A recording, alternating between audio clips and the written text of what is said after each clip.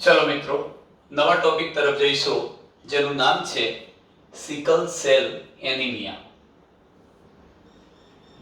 Sickle cell anaemia નામની આ જે ખામી છે, રોગ છે, એ રોગ અગાઉના રોગ આપણે જે ભણ્યા, રંગ અંધતા, હિમોફિલિયા, એનાથી થોડીક જુદા પ્રકારની ખામી છે.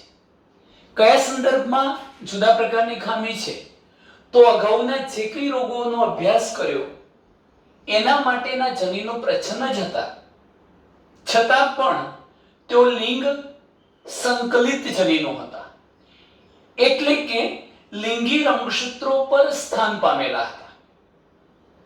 તેથી જ આપણે લિંગ સંકલિત પ્રચ્છન્ન જનીનો આવો ઉલ્લેખ કર્યો હતો.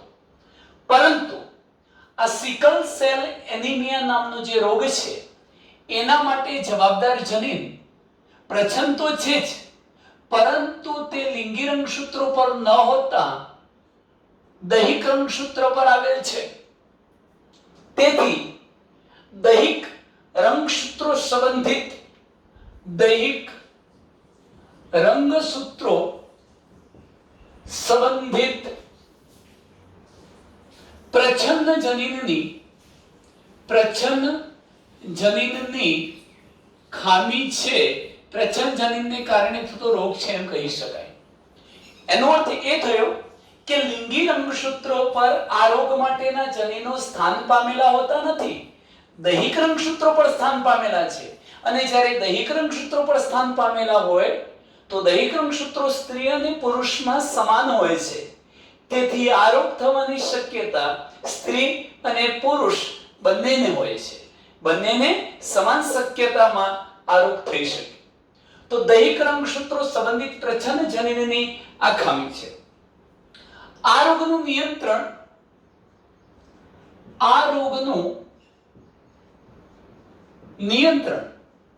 એટલે આ રોગ થવા દેવો કે ન થવા દેવો એનું નિયમન એક જનીન જોડ દ્વારા થાય છે, એક જોડ જનીનો દ્વારા થાય છે. એક જોડ જનીનો.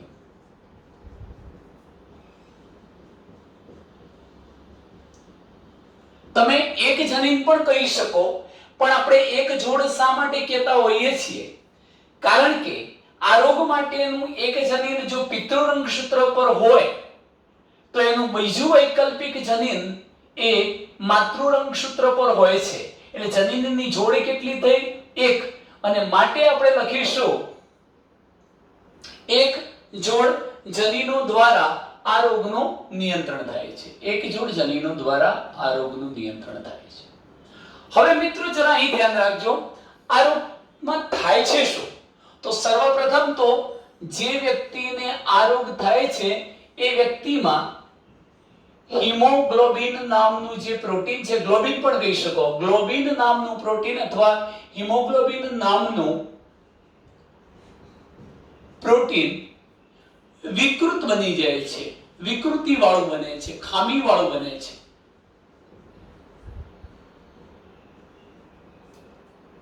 જે વ્યક્તિને સિકલ સેલ એનિમિયા નામનો રોગ થાય છે એ વ્યક્તિમાં હિમોગ્લોબિન નામનું જે પ્રોટીન છે એ વિકૃતિ વાળું, ખામી વાળું બની જાય છે. કેમ ખામી વાળું બન્યું એ માટે પહેલા આટલું સમજો કે મિત્રો હિમોગ્લોબિન ક્યાં છે? તો તમે જાણો છો કે આપણા જે રક્તકણો છે એ સામાન્ય રીતે દ્વિઅંતરગોળ આકારના હોય છે, પોલો અથવા પોપિન્સ ગોળી જેવા. અંતરગોળ તો ખરા, દ્વિઅંતરગોળ, બંને સપાટી બહારની અને અંદરની સપાટી આમ સેજ દબાઈ ગયેલી હોય પોલો ગોળીની જેમ. આપણે દ્વિઅંતરગોળ રક્તકણો કહીશું. અહીંયા રક્તકણનો આકાર છે દ્વિઅંતરગોળ. દરેક સામાન્ય વ્યક્તિના રક્તકણો આવા દ્વિઅંતરગોળ છે. અને એની અંદર હિમોગ્લોબિન નામનું આ કોષ કેન્દ્ર નથી મિત્રો, રક્તકણમાં કોષ કેન્દ્ર નથી, જોજો, યાદ રાખજો. આ શું છે? હિમોગ્લોબિન છે. હિમોગ્લોબિન નામનું જટિલ પ્રોટીન આવેલું હોય છે. જટિલ પ્રોટીન અથવા સંયુગ્મી પ્રોટીન, કારણ કે એની અંદર હિમ સમૂહ આવેલો હોય છે, જેથી આપણે એને જટિલ પ્રોટીન કહીએ છીએ. હવે આ હિમોગ્લોબિન નોર્મલ વ્યક્તિમાં કેવું બનવું જોઈએ? તો એક શબ્દ લખું છું કે સામાન્ય વ્યક્તિમાં હિમોગ્લોબિન ના બંધારણમાં 4 પોલીપેપ્ટાઇડ શૃંખલાઓ આવેલી હોય છે. પોલીપેપ્ટાઇડ નો મતલબ થાય એમિનો એસિડના એકમોથી બનેલી લાંબી શૃંખલા. પોલીપેપ્ટાઇડ એવી કેટલી 4 પોલીપેપ્ટાઇડ શૃંખલા આવેલી હોય છે. એમાંની કોઈ બે શૃંખલા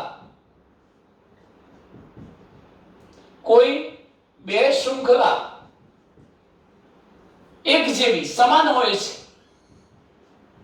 જેને આપણે આલ્ફા પ્રકારની શૃંખલા કહીશું, અને બાકીની બે શૃંખલા એકબીજા જેવી હોય, જેમને આપણે બીટા શૃંખલા તરીકે ઓળખાવીશું. આમ હિમોગ્લોબિનના બંધારણમાં કુલ 4 પોલીપેપ્ટાઇડ શૃંખલાઓ આવેલી હતી. એ પૈકીની કોઈ બે સમાન હતી, આલ્ફા શૃંખલા, અને બાકીની બે એકબીજા જેવી હતી, જેને આપણે બીટા શૃંખલા કહીએ છીએ. હવે મિત્રો તમે અહીં જુઓ કે જો આ શૃંખલા 4 હોય એનો મતલબ કે આ પોલીપેપ્ટાઇડની એક શૃંખલા, પોલીપેપ્ટાઇડની બીજી શૃંખલા છે, પોલીપેપ્ટાઇડની ત્રીજી શૃંખલા અને પોલીપેપ્ટાઇડની આ ચોથી શૃંખલા છે. આમાંની આ બે શૃંખલાઓ દેખાવ પ્રકારમાં સરખી છે, જેને આપણે આલ્ફા શૃંખલાઓ કહીએ, અને આ બે શૃંખલાઓ સરખી છે એને બીટા શૃંખલા કહીશું. દરેક શૃંખલાની અંદર આશરે 150 જેટલા એમિનો એસિડ ગોઠવાયેલા છે. 150, ઓછામાં ઓછા 150 જેટલા એમિનો એસિડ ગોઠવાયેલા છે. હવે ધારો કે આ એક એમિનો એસિડ, બીજો એમિનો એસિડ, ત્રીજો, ચોથો, પાંચમો, છઠ્ઠો, એ રીતે 150. દરેક શૃંખલામાં આ પ્રકારે એમિનો એસિડથી બનેલી શું કહેવાય, એક પોલીપેપ્ટાઇડ, બીજી પોલીપેપ્ટાઇડ, ત્રીજી પોલીપેપ્ટાઇડ શૃંખલા, આ રીતે કુલ 4 પોલીપેપ્ટાઇડ શૃંખલાઓ આવેલી હોય છે. આમાં જે વ્યક્તિમાં રોગ થતો નથી, જે વ્યક્તિ સામાન્ય છે, એ સામાન્ય વ્યક્તિમાં શું ઘટના થાય બરોબર ધ્યાનથી સમજજો કે 1, 2, 3, 4, 5 અને 6 છઠ્ઠું સ્થાન છે. આ છઠ્ઠા સ્થાને જ્યાં ગ્લુટામિક એસિડ નામનો એમિનો એસિડ હોવો જોઈએ, જો બીટા શૃંખલામાં છઠ્ઠા સ્થાને ગ્લુટામિક એસિડ નામનો એમિનો એસિડ હશે તો તે વ્યક્તિનું હિમોગ્લોબિન સામાન્ય બનવાનું, ખામીવાળું નહીં બને. એવા વ્યક્તિના રક્તકણોનો આકાર દ્વિઅંતરગોળ હશે. પરંતુ વિકૃતિના કારણે અહીં છઠ્ઠા સ્થાને કેવી રીતે વિકૃતિ આવે છે પણ સમજાવું. પણ છઠ્ઠા સ્થાને જો ગ્લુટામિક એસિડની જગ્યાએ વેલાઇન નામનો એમિનો એસિડ જોડાઈ જાય છે તો બીટા શૃંખલામાં છઠ્ઠા સ્થાને ગ્લુટામિક એસિડની જગ્યાએ વેલાઇન નામનો એમિનો એસિડ જોડાઈ જતા હિમોગ્લોબિનની ગોઠવણી જે છે અથવા હિમોગ્લોબિનનું બંધારણ છે બદલાઈ જાય છે. હિમોગ્લોબિન વિકૃતિવાળું, ખામીવાળું થઈ જાય છે. આ પ્રકારનું જે હિમોગ્લોબિન થવાનું, આ વિકૃત હિમોગ્લોબિન જે બની જવાનું, જોજો હિમોગ્લોબિન નામનું પ્રોટીન વિકૃતિવાળું બનવાનું. આવા વિકૃત હિમોગ્લોબિનમાં, આવા વિકૃતિવાળા હિમોગ્લોબિનની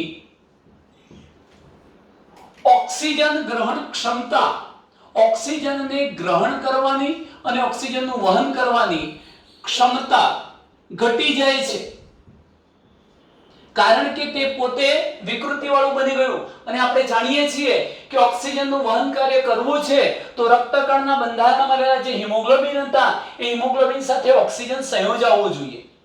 સામાન્ય વ્યક્તિમાં આ હિમોગ્લોબિનની ઓક્સિજન સાથે જોડાવાની જે ક્ષમતા છે એ ઊંચી હોય છે. પરંતુ શું થયું, અહીંયા હિમોગ્લોબિન વિકૃતિવાળું બની ગયું, જેની ઓક્સિજન ગ્રહણ કરવાની, ઓક્સિજન વહન કરવાની ક્ષમતા ઘટી જાય છે. પરિણામ સ્વરૂપે શું થવાનું કે ઓછા ઓક્સિજનની સ્થિતિમાં, ઓછા ઓક્સિજનની સ્થિતિમાં ઓછો ઓક્સિજન કેમ મળ્યો? કારણ કે એની ઓક્સિજન ગ્રહણ ક્ષમતા કેવી થઈ ગઈ છે મિત્રો? ઓછી થઈ ગઈ છે. ઓક્સિજન ઓછો મળવાનો એવી સ્થિતિમાં આ જે વિકૃત હિમોગ્લોબિનનો અણુ હતો એ કેવો થઈ જવાનો જરા ધ્યાન રાખો. વિકૃત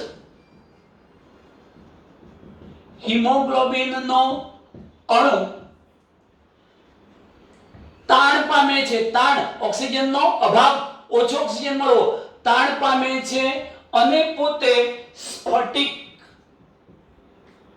જેવો બની જાય છે, જેના કારણે આ જે રક્તકણો હતા એ પોતાનો દ્વિઅંતરગોળ આકાર ગુમાવીને આ પ્રકારે દાતરડા જેવા આકારના બની જાય છે. કેમ? અંદર એનું હિમોગ્લોબિન જે હતું એ સ્ફટિક અથવા સળી જેવી રચનામાં ફેરવાઈ ગયું. સ્ફટિક અથવા તો એનો આકાર સળી જેવો બની ગયો, જેને કારણે આ જે દ્વિઅંતર ગોળ આકાર ધરાવતા રક્તકણો હતા એ હવે દાતરડા આકારના બની જાય છે અને તેને કારણે હવે ઓક્સિજનની જે વહન ક્ષમતા છે એ ઘટી જાય છે. આવા દાતરડા આકારના રક્તકણો જ્યારે રુધિરવાહિનીમાંથી રુધિરના વહન દરમિયાન વહન પામતા હોય છે એ દરમિયાન કોઈ એક જગ્યાએ એકત્રિત થઈ જાય છે અને પરિણામે રુધિરના પરિવહનમાં પણ મુશ્કેલી સર્જાતી હોય છે. તો આ પ્રકારની જે ખામી છે એને આપણે સિકલ સેલ એનિમિયા નામની ખામી કહીશું. મિત્રો, અત્યાર સુધી આ ઘટના જોઈ લો કે આ ખામી માટેના જે જનીનો છે દૈહિક રંગસૂત્રો પર આવેલા છે, પ્રજનન જનીનો છે. આ રોગનું નિયંત્રણ એક જોડ જનીનો દ્વારા થાય છે. હું સમજાવું છું કયા એક જોડ જનીનો. સામાન્ય વ્યક્તિમાં હિમોગ્લોબિનના બંધારણની અંદર 4 પોલીપેપ્ટાઇડ શૃંખલાઓ આવેલી હોય છે, 2 આલ્ફા અને 2 બીટા શૃંખલા. બીટા શૃંખલાના છઠ્ઠા સ્થાને સામાન્ય વ્યક્તિમાં ગ્લુટામિક એસિડ નામનો એમિનો એસિડ જોડાયેલો હોવો જોઈએ, પરંતુ જો એમાં વિકૃતિ થાય અને બીટા શૃંખલાના છઠ્ઠા સ્થાને ગ્લુટામિક એસિડની જગ્યાએ વેલાઈન જોડાઈ જાય છે ત્યારે સમગ્ર હિમોગ્લોબિન એ ખામીવાળું વિકૃતિવાળું બની જાય છે. આવા હિમોગ્લોબિનની ઓક્સિજન ગ્રહણ ક્ષમતા અને વહન ક્ષમતા ઘટી જાય છે. ઓક્સિજનના અભાવમાં આ હિમોગ્લોબિન પોતે સ્ફટિક અથવા સળી જેવું બની જાય છે અને જેને કારણે રક્તકણો પોતાનો દ્વિઅંતરગોળ આકાર ગુમાવી અને દાતરડા આકારના બની જાય છે. રુધિરના પરિવહનમાં તો મુશ્કેલી સર્જાય જ છે, પણ સાથે સાથે મિત્રો મેં તમને કહ્યું કે આવા હિમોગ્લોબિનની ઓક્સિજન વહન ક્ષમતા પણ કેવી હોય છે? ઓછી. તેથી આવા વ્યક્તિના શરીરના દરેક પેશીકોષો સુધી પર્યાપ્ત માત્રામાં ઓક્સિજન પ્રાપ્ત થઈ શકતો નથી. હવે મિત્રો આપણે આ ઘટના જોઈશું કે આના માટે જવાબદાર એક જોડ જનીનો કયા. તો હું તમને એ કહી દઉં કે જે વ્યક્તિ નિરોગી છે, સામાન્ય વ્યક્તિ છે, એ સામાન્ય વ્યક્તિમાં સામાન્ય હિમોગ્લોબિન એટલે ખામી વગરનું સામાન્ય હિમોગ્લોબિનનું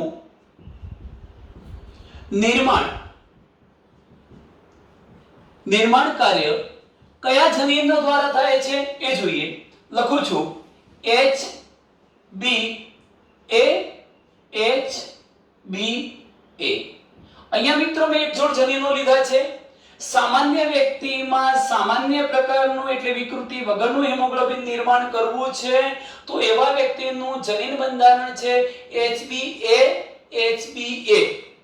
પણ હવે ધ્યાન રાખજો કે જો આ પ્રકારનું જનીન બંધારણ હોય તો 3 પ્રકારની શક્યતાઓ અથવા 3 પ્રકારના સંભવિત જનીન બંધારણ હોઈ શકે. જેમ કે કોઈ વ્યક્તિનું જનીન બંધારણ HbA છે તો એ વ્યક્તિ સામાન્ય બનવાનું એટલે એને રોગ નથી. જે વ્યક્તિનું જનીન બંધારણ HbS છે, જુઓ વિકૃતિ આવી ગઈ. આ HbA સામાન્ય જનીન હતું, એમાં વિકૃતિ આવી, વિકૃતિ પામીને એ HbS માં ફેરવાઈ ગયું. એટલે એમ કહી શકાય કે આ સિકલ સેલ એનિમિયા માટેનું જનીન તો છે, પણ આ પ્રચ્છન્ન હોવાને કારણે બીજું એક પ્રભાવી જનીન આની અસરને દબાવી દે છે. એટલે આવા વ્યક્તિને રોગ થતો નથી, પરંતુ આ સિકલ સેલ એનિમિયા રોગના વાહક તરીકે વર્તે છે. સિકલ સેલ એનિમિયા નામના રોગના વાહક તરીકે એટલાના સંતાનો અને એની સંતતિઓને રોગ માટેનું જનીન આપી શકે છે. કેરિયર તરીકે વર્તે છે, વાહક તરીકે વર્તે છે.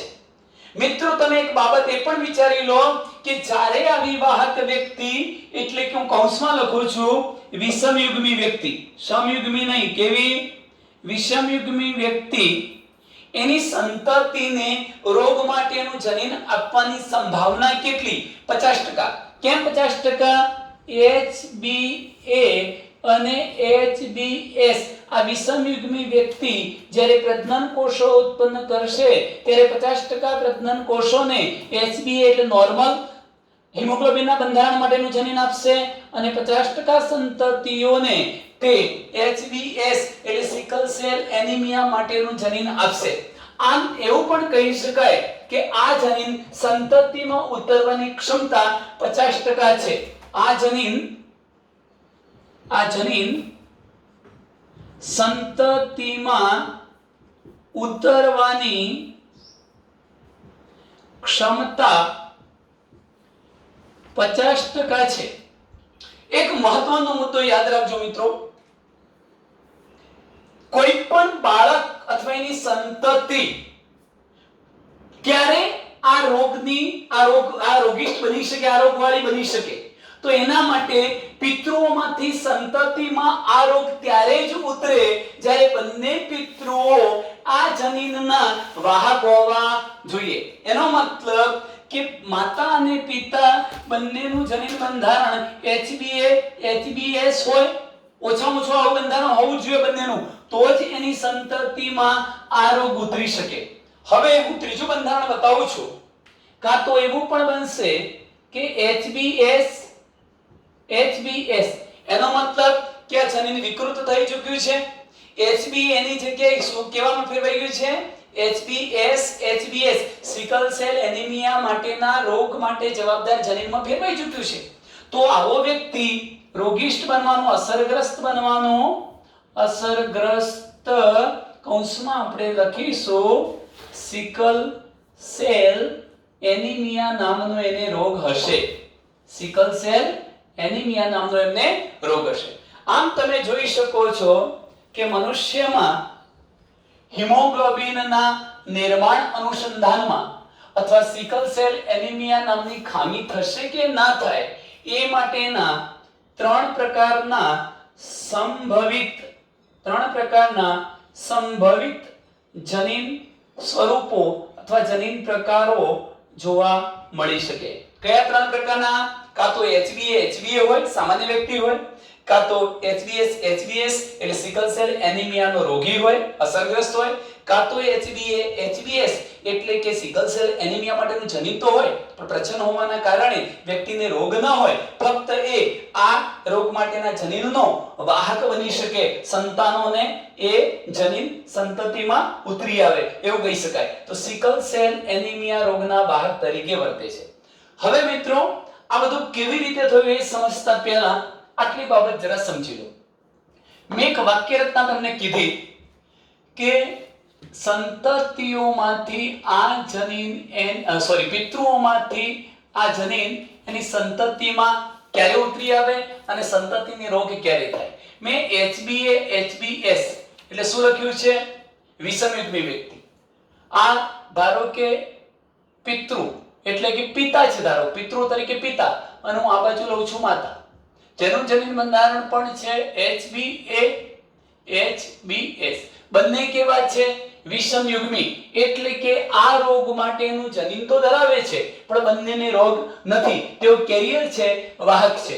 હવે તમે વિચારી શકો છો કે આ સજીવો જ્યારે પ્રજનન કોષો ઉત્પન્ન કરે છે ત્યારે એમના પ્રજનન કોષમાં HBA વાળા 50%, HBS વાળા 50%, અહીંયા HBA વાળા અંડકોષો 50%, HBS વાળા 50%. ફલનની શક્યતા વખતે જોઈશું સંતતિમાં શું પ્રકારની રચના થાય.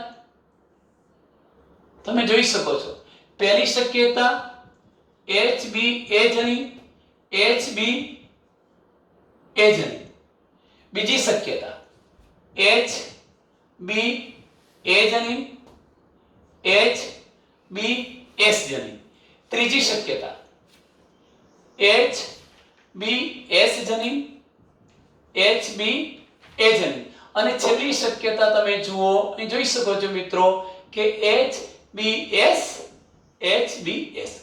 અહીંયા તમને જોવા મળે છે કે આ વ્યક્તિ અસરગ્રસ્ત થઈ, આને રોગ થયો છે. જ્યારે આ વ્યક્તિઓ કેવી થઈ? માત્ર કેરિયર વાહક વિષમયુગ્મી બની અને આ વ્યક્તિ કેવી બને છે? સામાન્ય. આના પરથી આપણે એવું કહી શકીએ કે સંતતિમાં આ રોગ ત્યારે ઉતરી આવે છે જ્યારે બંને પિતૃઓ આ રોગ માટેનું જનીન તો ધરાવતા હોય, એમને રોગ ન હોય, એ વાહક હોય. હા, રોગ હશે એવા વ્યક્તિઓમાંથી તો એની સંતતિમાં ઉતરી આવશે જ, પરંતુ રોગ નથી, આ રોગ માટેનું જનીન ધરાવે છે એવા વિષમયુગ્મી વાહક પિતૃઓ દ્વારા નિર્માણ પામતી સંતતિમાં પણ આ રોગ આવવાની સંભાવના છે. હવે ચાલો મિત્રો, આ કેવી રીતે થયું એને જોઈએ. તમે વિચારી શકો છો કે બીટા સાંકળમાં છઠ્ઠા સ્થાને ગ્લુટામિક એસિડ નામનો એમિનો એસિડ જોડાવવો જોઈએ. તો એ માટે અહીંયા લખું છું કે સામાન્ય વ્યક્તિમાં છઠ્ઠા સ્થાને આ ગ્લુટામિક એસિડ કેવી રીતે જોડાય છે. અને બીજી બાજુ હું લખું છું કે સિકલ સેલ એનિમિયાનો જે દર્દી છે એમાં છઠ્ઠા સ્થાને ગ્લુટામિક એસિડની જગ્યાએ વિલાઇન કેવી રીતે આવી જાય છે. ચાલો બંને ઘટનાઓનો અભ્યાસ કરીએ મિત્રો. તો સામાન્ય વ્યક્તિમાં હિમોગ્લોબિનનું નિર્માણ, હિમોગ્લોબિન પ્રોટીન છે એટલે એનું નિર્માણ કોઈ જનીન દ્વારા થશે.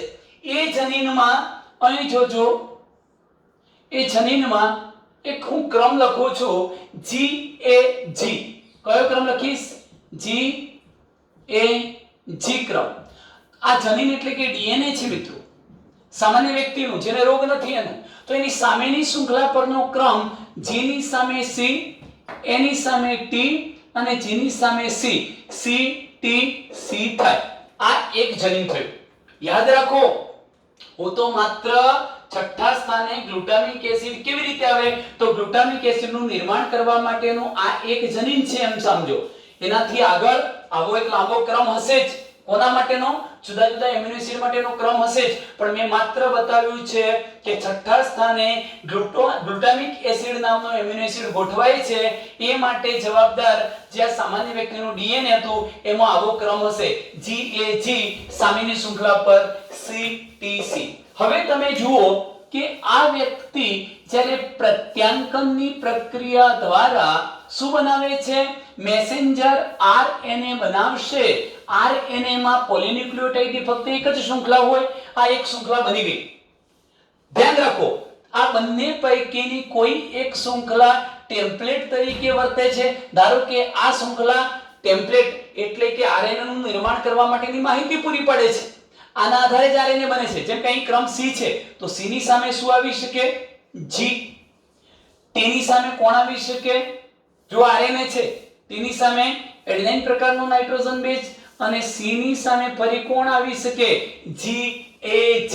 તો મેસેન્જર આરએનએ પરનો જનીન સંકેત, જેનેટિક કોડ શું થવો જોઈએ? આ જનીન સંકેત કયો બનવો જોઈતો હતો?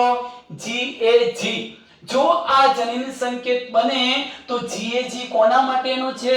આ GAG નામનો જનીન સંકેત એ ગ્લુટામિક એસિડ નામના એમિનો એસિડનું સ્થાન દર્શાવે છે. એટલે કે છઠ્ઠા સ્થાને GAG જનીન સંકેત દ્વારા છઠ્ઠા સ્થાને કોણ આવીને ગોઠવાવો જોઈએ? ગ્લુટામિક એસિડ જ ગોઠવાવો જોઈએ. કેવી રીતે જોઈએ મિત્રો? ધારો કે અહીંયા મારે આ છઠ્ઠું સ્થાન લેવું છે, પણ એ પહેલા તમે જોઈ શકો છો પાંચમું સ્થાન હશે. ચલો આપણે નાની ફિગરમાં દોરીએ છીએ મિત્રો.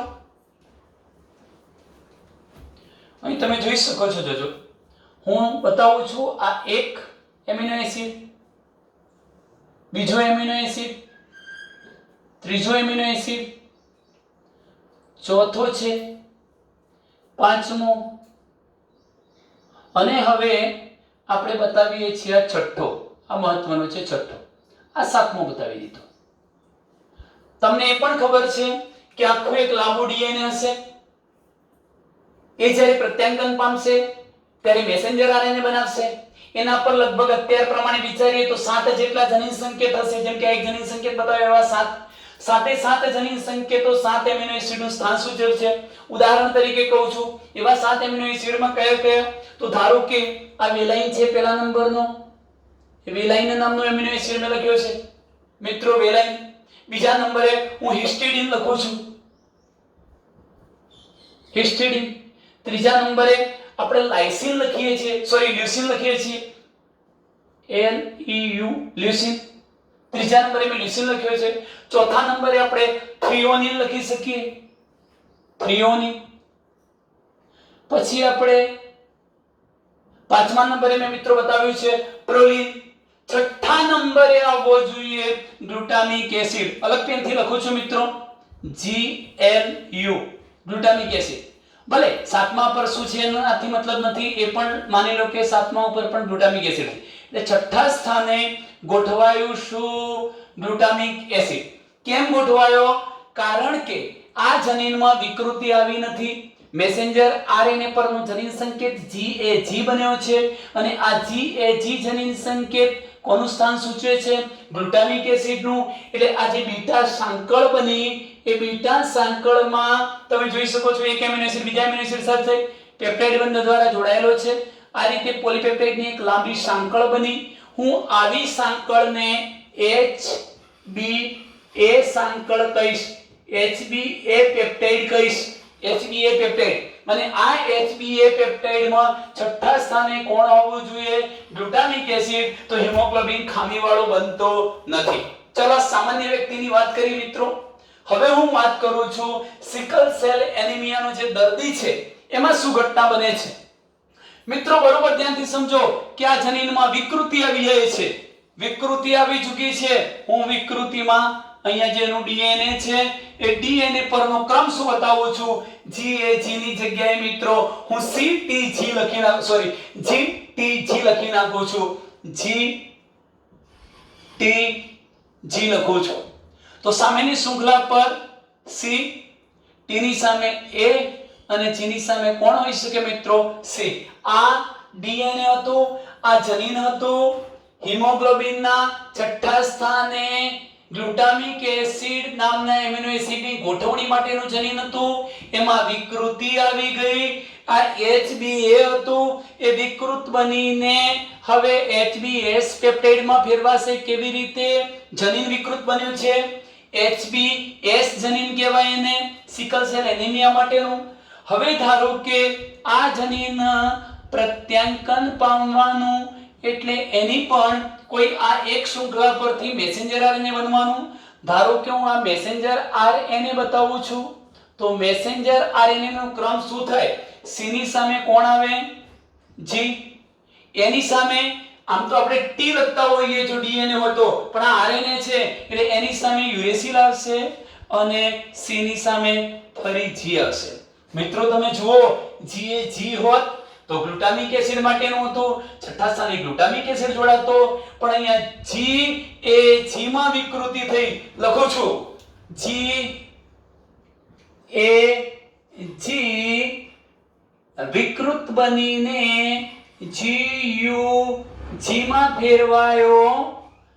પ્રત્યાંકનની પ્રક્રિયા દ્વારા જે મેસેન્જર RNA બનતું હતું એનો જનીન સંકેત GAG ગ્લુટામિક એસિડ માટેનો હતો, એ GUG વેલાઇન નામના એમિનો એસિડ માટે ફેરવાઈ ગયો. તો તમે વિચારી શકો છો, હું આ જ શક્યતાને આ રીતે બતાવી શકું. એક એમિનો એસિડ, બીજો એમિનો એસિડ, ત્રીજો, ચોથો, 5. ચલો અહીંથી એક લઈશું, 1 2 3 4 5 6 અને 7 લખ્યા મિત્રો. બધા એમિનો એસિડ વચ્ચે પેપ્ટાઇડ બંધ છે. પોલીપેપ્ટાઇડની એક લાંબી શૃંખલા બની ચૂકી છે. HBS પેપ્ટાઇડ કહીશું. ક્રમ તો એનો એ જ. ચાલો પહેલામાં લખીએ છીએ વેલાઇન, બીજામાં લખું છું હિસ્ટીડીન, ત્રીજામાં ફેરફાર નથી થયો એનો એ છે લ્યુસીન, ચોથામાં લખીશું આપણે થ્રીઓનિન, પાંચમામાં લખીએ છીએ પ્રોલિન. પરંતુ છઠ્ઠામાં ફેરફાર થયો. કેમ? કારણ કે આ જનીન વિકૃત થઈ ગયું. પરિણામે જનીન સંકેત બદલાઈ ચૂક્યો અને જનીન સંકેત બદલાયો પરિણામે પોલીપેપ્ટાઇડ શૃંખલામાં છઠ્ઠા સ્થાને જ્યાં કોણ જોડવાનું જોઈતું હતું? ગ્લુટામિક એસિડ મિત્રો, એની જગ્યાએ કોણ જોડાઈ જાય છે? વેલાઇન જોડાઈ જાય છે. વેલાઇન નામનો એમિનો એસિડ જોડાઈ જાય છે. સાતમા ઉપર તો પાછો હતો એમ ગ્લુટામિક એસિડ લખી શકાય. આમ છઠ્ઠા સ્થાને સામાન્ય વ્યક્તિના હિમોગ્લોબિન બંધારણમાં બીટા શૃંખલા પર જ્યાં કોણ ગોઠવાવું જોઈએ? Glutamic acid. એની જગ્યાએ આ જનીન સંકેત કોના માટેનો થઈ ગયો? વેલાઇન માટેનો. વેલાઇન નામનો એમિનો એસિડ જોડાઈ જતા આ હિમોગ્લોબિન ખામીવાળું બની ગયું. હિમોગ્લોબિન ખામીવાળું બન્યું, જેના પરિણામે સળી જેવું બની જવાનું. એના કારણે રક્તકણો દ્વિઅંતર ગોળાકાર ગુમાવી અને કેવા બની જવાના? દાંતડા જેવા આકારના. આ પ્રકારની જે ખામી છે મિત્રો, એને આપણે સિકલ સેલ એનિમિયા નામની ખામી તરીકે ઓળખાવીએ છીએ. તો ચલો મિત્રો, આટલે સુધી તમને કમ્પ્લીટ ખ્યાલ આવી ચૂક્યો હશે સિકલ સેલ એનિમિયામાં. હવે એના પછી હું એક નાનકડો રોગ છે ફિનાઇલ કીટોનુરિયા, એની થોડી ચર્ચા કરી લઉં છું મિત્રો. ચલો આ બાજુ ધ્યાન.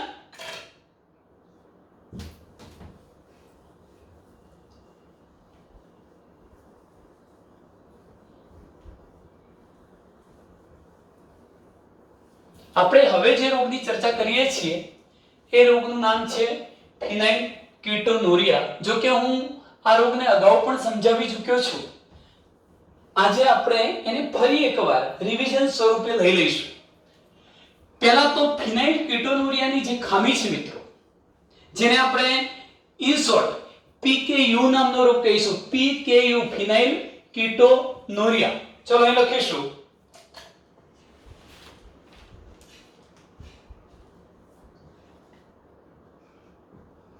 ફિનાઇલ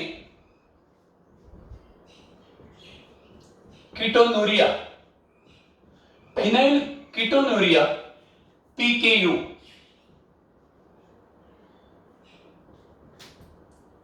આ ખામી એ જન્મજાત એટલે બાળકના જન્મ સાથે મળતી ચયાપચયની ખામી છે. જન્મજાત ચયાપચયની ખામી છે.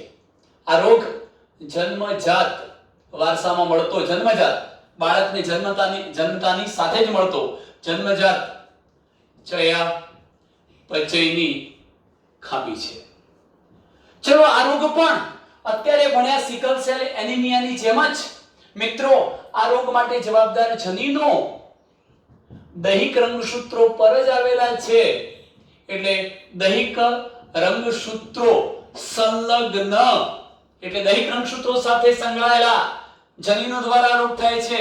દૈહિક રંગસૂત્રો સંલગ્ન પ્રચ્છન્ન જનીનને કારણે થતો રોગ છે. જો કે એ માટેના જનીન આપણે PK જનીન કહીશું, પણ એ લખવાની આપણને જરૂરિયાત નથી મિત્રો. હવે પરિસ્થિતિ શું થાય છે? આ રોગ કેમ થાય છે? તો સર્વપ્રથમ તો હું તમને એક ઉદાહરણથી આ ઘટના સમજાવું છું. મિત્રો મેં એક શબ્દ લખ્યો છે ફિનાઇલ એલેનિન. આ ફિનાઇલ એલેનિન શું છે? તો આ ફિનાઇલ એલેનિન એક પ્રકારનું એમિનો એસિડ છે. ક્યાંથી મળે છે? તો આપણે જે આહાર ખાઈશું, જે ખોરાક લઈશું, આહાર લઈએ છીએ, એ આહારમાં ફિનાઇલ એલેનિન નામનો એમિનો એસિડ હોય છે. આ ફિનાઇલ એલેનિન નામના એમિનો એસિડનું સામાન્ય વ્યક્તિમાં સાની અંદર રૂપાંતર થઈ જાય છે ટાયરોસિન. આ ટાયરોસિન પણ એક એમિનો એસિડ છે. ટાયરોસિન નામના એમિનો એસિડમાં રૂપાંતર થતું હોય છે. અને જો આગળની ઘટનાની વાત કરું તો આ ટાયરોસિનનું પણ મેલેનિન, જે ત્વચાના, આંખોના અને વાળની કીકીના રંગ માટે જવાબદાર પ્રોટીન છે, એવા મેલેનિન નામના રંજક કણ પ્રોટીનમાં રૂપાંતર થતું હોય છે. મિત્રો આહારમાં લીધેલ ફિનાઇલ એલેનિનને જો ટાયરોસિનમાં ફેરવવો હોય તો એવા વ્યક્તિમાં એક ઉત્સેચકની જરૂરિયાત રહે છે. ફિનાઇલ એલેનિન હાઇડ્રોક્સિલેઝ અથવા હાઇડ્રોક્સાઇલેઝ નામના ઉત્સેચકની જરૂરિયાત રહે છે.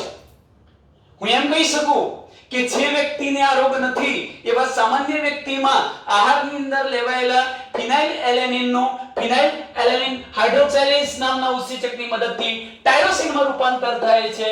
અને આ ટાયરોસિનનું ટાયરોસિનેજ નામના ઉત્સેચકની મદદથી મેલેનિન પ્રોટીનમાં રૂપાંતર થાય છે અને પરિણામે વ્યક્તિની ત્વચા, વાળ અને આંખો ની કીકીનો સામાન્ય રંગ જળવાય છે, સામાન્ય કાળો રંગ જળવાય છે મિત્રો.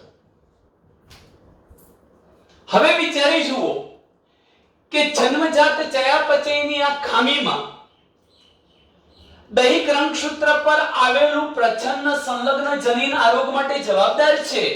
તો એ પ્રચ્છન્ન સંલગ્ન જનીન અથવા પ્રચ્છન્ન જનીન કેવી રીતે બન્યું?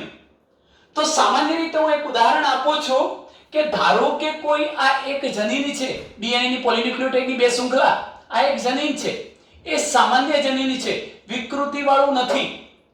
તો તમે માનો છો કે આ જનીન દ્વારા મેસેન્જર આરએનએ બનશે.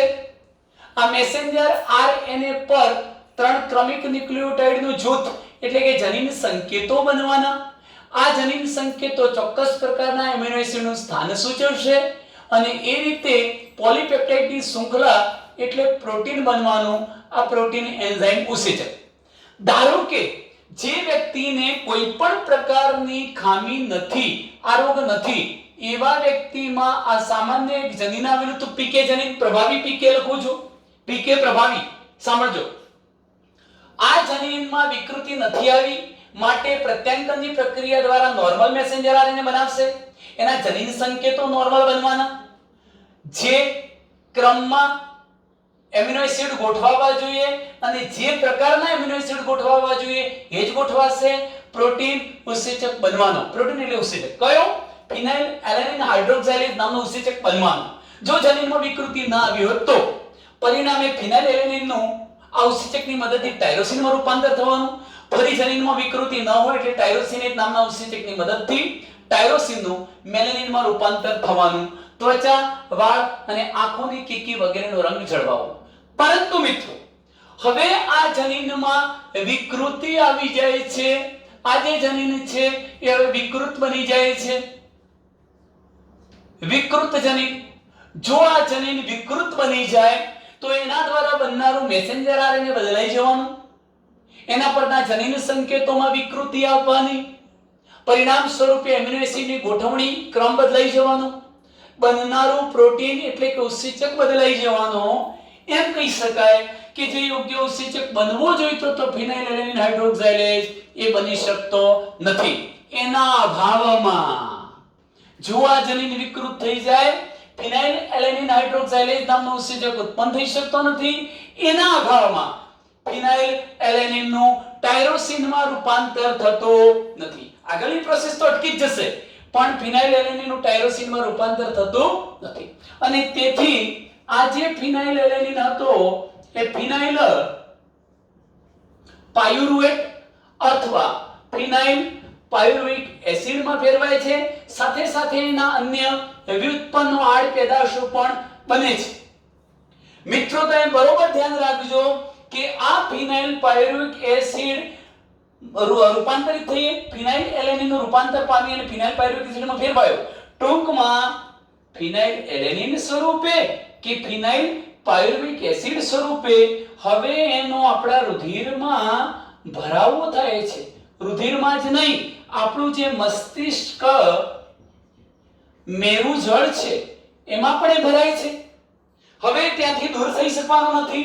રુધિરમાંથી વળીને તમે જાણો છો મિત્રો કે છેવટે મૂત્રપિંડ સુધી જશે. પરંતુ રુધિરમાં રહેલા આ ફિનાઇલ એલેનિનને અથવા ફિનાઇલ પાયરુવિક એસિડને આ મૂત્રપિંડ વધુ માત્રામાં શોષી શકતો નથી, શોષણ કરતો નથી. બહુ જ ઓછી માત્રામાં તે શોષાય છે. તો સ્વાભાવિક છે કે હવે મૂત્રપિંડ દ્વારા રુધિરમાંથી ફિનાઇલ એલેનિન અથવા ફિનાઇલ પાયરુવિક એસિડ અને એના વ્યુત્પન્નો ક્યાં જવાના? તો એ હવે મિત્રો મૂત્રમાં જશે. આવો વ્યક્તિ ફિનાઇલ એલેનિનને ફિનાઇલ પાયરુવિક એસિડને મૂત્ર સ્વરૂપે વારંવાર શું કરશે? દૂર કરે છે. આ પ્રકારની ખામીને ફિનાઇલ કીટોનુરિયા નામનો રોગ કહે છે. જે વ્યક્તિને ફિનાઇલ કીટોનુરિયા નામનો રોગ થાય છે એને અવર્ણતા, આ આલ્બિનિઝમ જેવા રોગો થવાના કે જેમાં ત્વચા, આંખોની કીકી, વાળનો રંગ બ્લેક જળવાતો નથી, સફેદ થઈ જાય છે મિત્રો, આ પ્રકારની પણ એને ખામી થવાની. અગાઉ હું તમને કહી ચૂક્યો છું કે આવા વ્યક્તિને માનસિક મંદતા આવે છે. માનસિક રીતે એ વ્યક્તિ કેવો બનવાનો? મંદ બને છે. એની બુદ્ધિનો વિકાસ યોગ્ય રીતે થતો નથી, કારણ કે મસ્તિષ્ક મેરુજળમાં પણ આ પ્રકારના ઘટકોનો ભરાવો થાય છે. તો મિત્રો આપણે અહીંયા ફિનાઇલ એલેનિન નામના રોગની ચર્ચા કરી. હવે નેક્સ્ટ વિડિયો લેક્ચરની અંદર આપણે એના પછીનો જે રોગ છે થેલેસેમિયા એને ડિટેલમાં જોઈશું મિત્રો.